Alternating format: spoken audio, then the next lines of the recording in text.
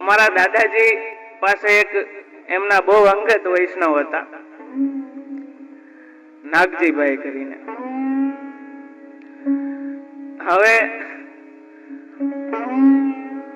દાદાજી સાથે ખૂબ મૈત્રી જેવું હતું અને દાદાજીનું રમકડું હતું એમ કહો તો ચાલે.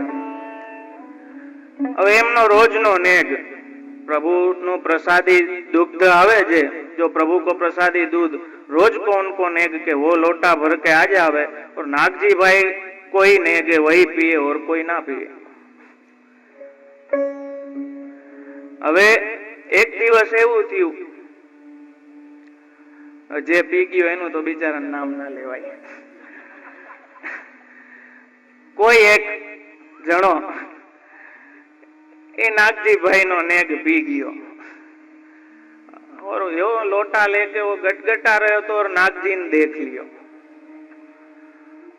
और भाई बबाल धड़बड़ाटी थई कि आ तो हारो मारो नेग छे ने आ दूध पी गयो. વાત ગઈ દાદાજી પાસે, એટલે દાદાજી હસતા હસતા આજ્ઞા કરી કે નાગજી તે વૈષ્ણવનો દોષ જોયો? એટલે પેલા પણ એટલા ચતુર હતા, હાજર જવાબી હતા કે જે કૃપાનાથ મેં દોષ ન જોયો, મેં તો લોટો જોયો.